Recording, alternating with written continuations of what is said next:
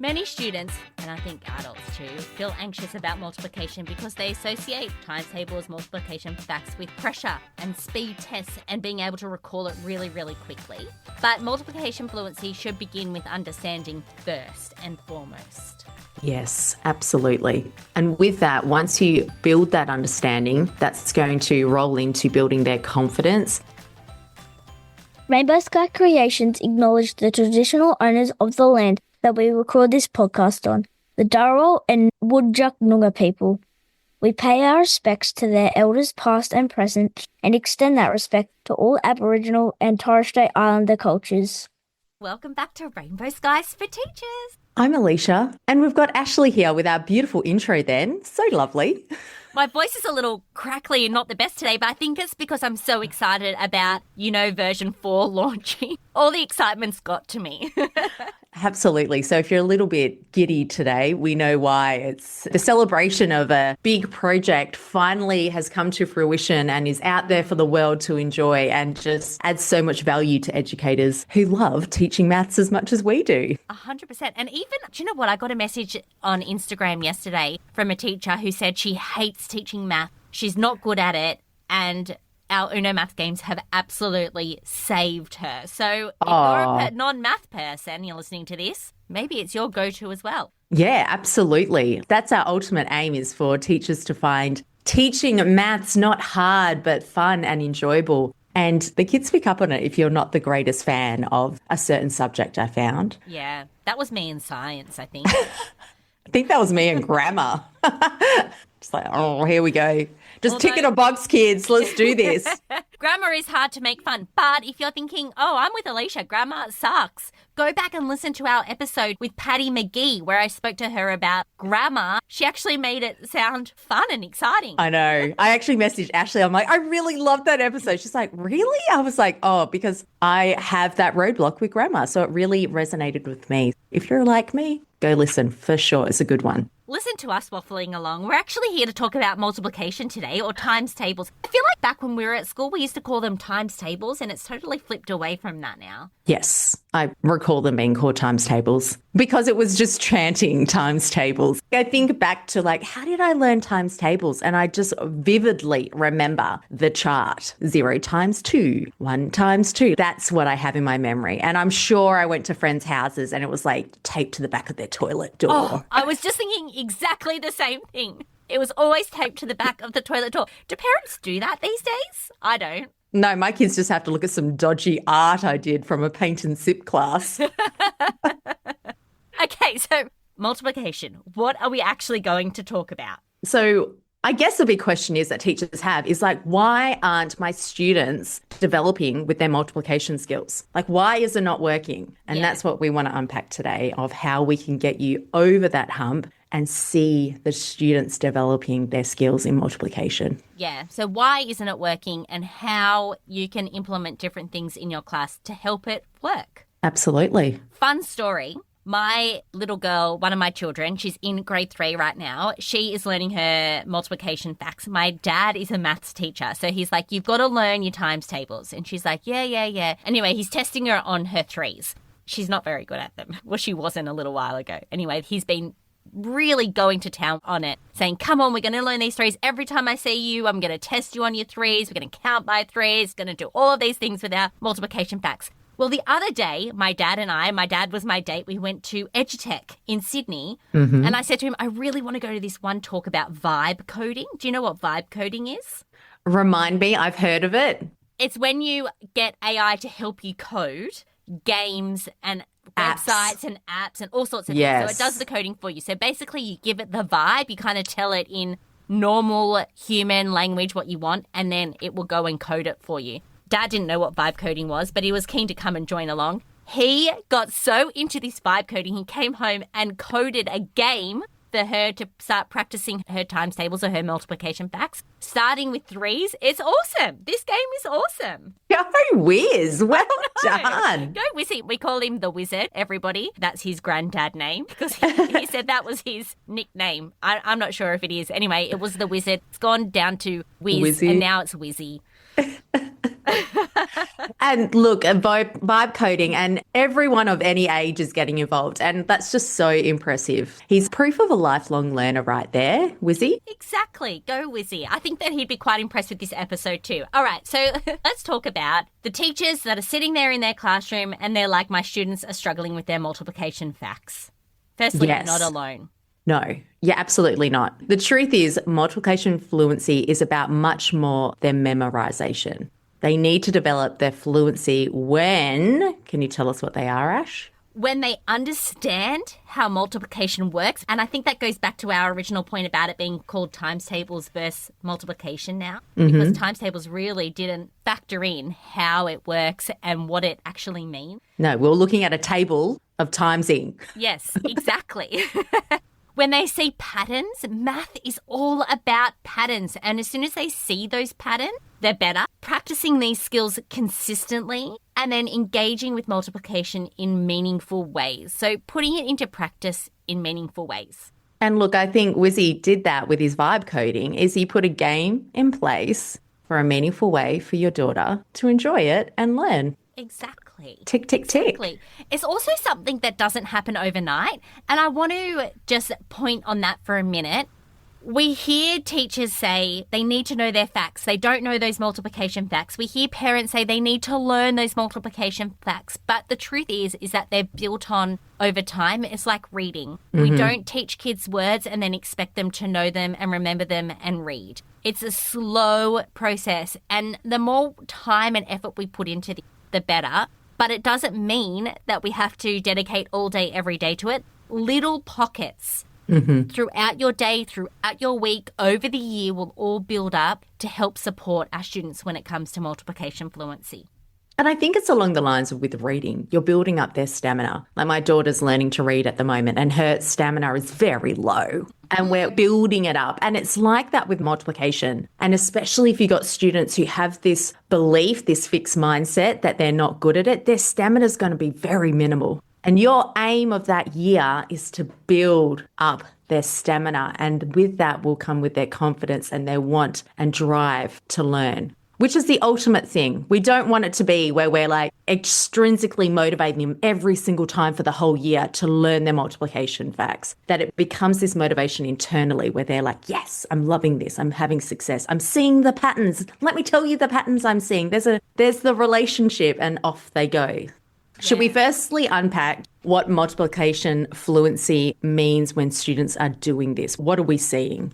Yes. So when we say they're fluent, we're looking at them recalling those multiplication facts efficiently, applying the multiplication strategies flexibly, being able to solve problems with confidence, and to be able to explain their mathematical thinking. So fluency is not just about speed. It's about understanding. And as you said, Alicia, and I think this is a really great and important point, is about that stamina, because it is hard work thinking and answering those multiplication questions. But if we're building up that stamina along with our fluency, then it all starts to come together and it's not such hard thinking. Yes. And when they're seeing those relationships, when they're seeing like, you know, your daughter might be like, oh, I've got to go do my 4 times tables now. And you're like, but boom, do you know your 2s? Because your 2s are just double. That's all your 4s are. And then they're like, oh, so does that mean with my 8s? You're like, you're going to see there's a pattern there. And a carryover with like seeing what's happening a bit with the 12. It is all about that relationship and that mathematical thinking and being able to explain that, them being able to explain that to you or whomever they're teaching it to or sharing it with. Exactly. So let's talk a little bit about why students actually struggle with it. Well, it's hard thinking to begin with. Has anyone ever asked you when you're out, what's 8 times 8? And you're like, I don't know. 64, everybody.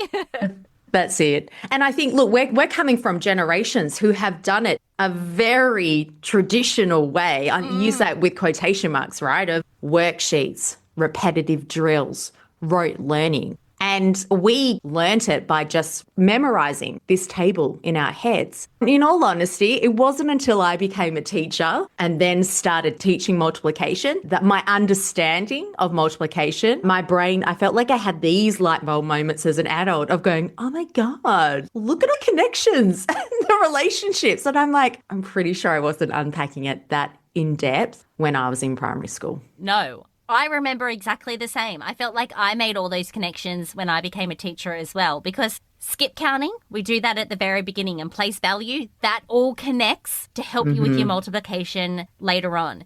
Visualization, that connects. Using hands-on materials and being able to manipulate them to help you with your multiplication. All of these things do have those connections and do help.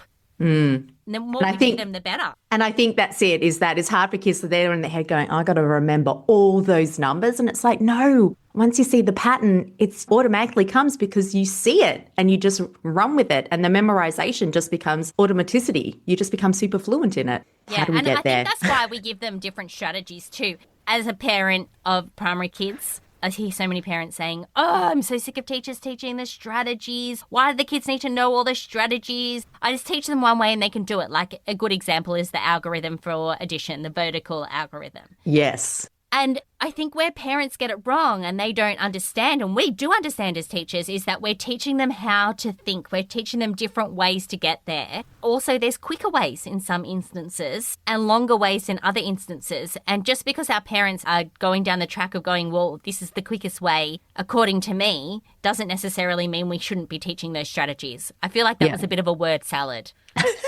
But I get what you're saying. And I think strategies are important. It's basically what I'm saying. Yeah, absolutely. And I think it's about that mathematical language. And it's about how many times do we as teachers go, oh my God, these standardized tests and the kids are doing maths. It's like, well, they're having to read and comprehend and understand. If they can't even do that, they're not going to be able to do the mathematical side of it. So I think now with multiplication is we talk about the different ways of groups of, arrays. I'm trying to think, a bit rusty. I'm still stuck in a kindy pre-primary world. Counting. Yes. We provide this variety of and enriched vocabulary for them to better understand it. So we've got those solid foundations so those high school teachers don't get cranky at us for not teaching the times tables. Exactly. Okay, so let's talk about how we can teach it effectively. You're probably thinking, okay, great, I know all of this. Our kids need to know it. Our kids need to become fluent and they need to have a deep understanding. But how can we do that in the classroom to build this fluency more successfully? Well, I don't think the first one's going to be a surprise to anyone who's been listening to our podcast for a while. No. Hands-on activities. Absolutely. Hands-on learning helps students see the multiplication rather than just memorizing it. And we're not saying that memorization or rote learning, there is a place for that when it comes to fluency. 100%. We need to provide the concrete for them to get the visual to be able to see the patterns. Because if we go straight to going 6 times 2, that's really abstract. So we need to start showing that visual hands-on element. So that would look like what, Ash? Creating arrays. One really fun activity I love to do with arrays is getting Play-Doh and getting kids to make a big pancake and then just stubbing their little finger in to create the array. So 6 rows of 2, and then they make the array. Create the pancake again. I don't know if you heard my clapping then. Create the pancake again, and then we're going to go 8 rows of 3. And then they create the array and they're counting it and they're able to actually visualize it. Using counters to create equal groups or blocks or anything that your kids really enjoy using, little bits and pieces, getting them to actually create those equal groups. Playing partner games in order to start learning these activities. We've got a really good one using Uno cards where it's groups of, so they flip over a Uno card, 4, so for example, groups of, and then the last number's locked in. So say it's groups of 3, 4 groups of 3, and then they find the answer along the bottom, and then they can play that in partners and start talking about it. Getting out the counters and modelling it if they need to. Getting out the grid paper and making arrays using grid paper if they need to. So many ways. So Just many different ways. So make it hands-on, my friends. I think we're going to have like a hands-on little thread throughout all of our ideas. But the next way is through games. Now, your daughter Lena came home the other day. She did. Had a confession about maths in her class. She did. So backstory, you might already know, my husband used to be a maths teacher. I used to be a primary school teacher who loved teaching maths. And my daughter says the thing that just hits me straight in the heart, like a knife right there. And she goes, I hate maths. And I just went, oh, what? I went, oh, not that face. I went, oh, tell me more. She goes, I just hate maths. I hate it. And I was like, oh, okay. And she has a particular teacher she has. And I was like, all right, can you tell me, is it when you have maths with this certain teacher? She goes, yeah, I just really hate it when I do maths with her because we don't play any games. I went, oh, got it. You like maths, it's just not how she teaches it. So that was a fun little discussion we had. And we were like, yes, more games. We agree with you. We want more Yeah. games. So one of the best ways to teach multiplication fluency is through games because they encourage that natural repetition that the kids need. And that's where that kind of rote memorization comes in. It helps kids that are feeling overwhelmed or disengaged. It helps with that hard brain work. When you're playing a game, it kind of takes away from the, I'm answering all of these questions on a worksheet. This is just really hard thinking. You've got like a little bit of a fun element to it. It's the association that a game is fun. Exactly, which is like what your daughter was saying. And it creates a positive emotional connection, which again is what we saw in your 5-year-old. Yes. And isn't it with games that they're like, I get to play with my friends? It's definitely got that fun element, that cooperative element, that competitiveness if they want it, or that collaboration of helping each other and participating. And it's such a perfect platform for if you are pairing up students who may be better at a skill, that it opens up that door for that peer mentoring. And when students are teaching a concept and their mathematical thinking, that is solidifying their understanding even more. So any opportunity that you can provide for students to support one another in their learning, of course, you don't want them to be teaching them the wrong thing, but that's also a learning opportunity in itself. But having students as young as, like my daughter's 5, soon to be 6, but I hear her teaching her little sister and how she explains things. I have these moments and I go, oh my God, that was so better than how I would have said it. Yeah, because they know each other's language and they know how to connect with each other. Yeah. We have a whole heap of games for multiplication and division as well, but we do have a blog post with 5 of our absolute favourite games. So we will link that in the show notes if you want to get some inspiration on games and playing them with your students. Also, a lot of the games that we create, you can play in pairs, but you can also play individually. So if you have those students that don't work as well with others or they'd really rather learn on their own, then those games can help with that. The 5 most popular multiplication games we'll link in the show notes. Okay, what's our next strategy? So we want to keep multiplication practice short and consistent. So like Ash was saying earlier at the start of the episode, it's not expecting to cram it all into a 3-week block and then we don't look at it again for a whole term. You want to develop their understanding over time through regular exposure. So instead of those long multiplication drills once a week, aim for short daily practice opportunities, like a 5-minute fluency warm-up. My kids used to love the speedy number booklets that I had, and kids were working at different levels, and we just had that for a whole term, and the kids were working on it because they still wanted to. If we'd got 5 weeks in and they're like, we've had enough, miss, I would have been like, fine, we'll shelf it. But these kids were just so motivated that it went on for a whole term. You could do in the mornings, you could have when they're coming into class, you could just have multiplication activities up, or you could have activities accessible to students for early finishes. You can complete quick revision games. So instead of you've got a 5 minutes or whatever, or before recess, it could be there's a particular game your students are loving and you have a little practice of it. Or it could be the wrap up of a lesson. Or you will find what it is that your class will like, and every cohort is different. And as a teacher, you will test it out, adapt, and apply different ones.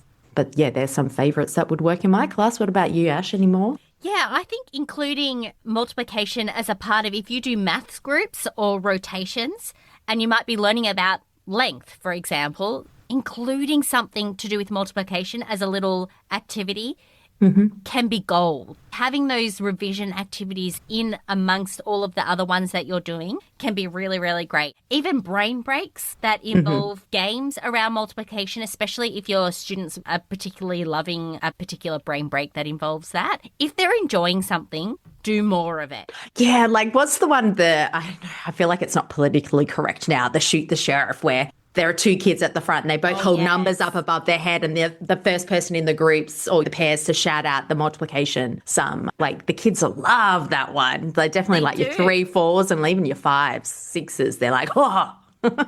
I've even seen, this was big on Instagram like 8 years ago, long time. But teachers drew up multiplication webs on the whiteboard. Oh, yes. And then the kids were in teams, little relays. First kid had to run up to their web, answer a question, but they were only answering a question they felt like they could answer. And then they passed the marker to the next person who went and added an answer, and then they had to complete the web and see who completed the web first. Like, they get to write on the board that way. They're working as a team. They're yelling out the answers. It's probably a little bit energetic, but, like, it's fun. One, it's so simple. Two, every time they're having a turn, they're making the choice on which sum they want to, like multiplication fact, they want to complete. And they're working as a team. So if they fail, it's we all suck, or we're all awesome. And if they can't answer a particular fact, so say we got 5 times 4 and they're like, I don't know 5 times 4, but the person before you has written that, it's going to lock in their head, okay, that is 20. I didn't know that one, but now I'm getting there to know that one. So, yeah, that's a fun one. No, we're like, bring it back, everyone. Yes. Multiplication web race. Bring it back.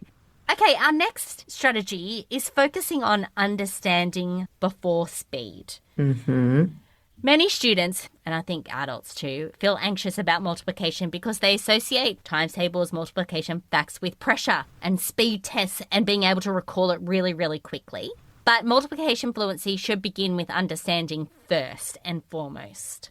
Yes, absolutely. And with that, once you build that understanding, that's going to roll into building their confidence and speed and fluency and that automaticity and that recall. My daughter at the moment is a bit into her doubles and she's like, she'll come up and ask a question. She'll be like, what's 4 plus 4? She'll be like, oh, I know, it's 8. And these random conversations you have with small people that you go, interesting. Do other people have these chats with their kids where they're just like spouting out multiplication sums? But it's kind of like along those lines of you provide that visual, that hands-on, then you're building that understanding of that funds and the games with the hands-on element, and then that speed will come. And I think it's explaining that to your class as well, that they learn at different paces. But if you're still working at this pace, that is okay. You're going to build your stamina up to be speedier and better than what you are this time next year. Exactly. It's like learning to drive a car.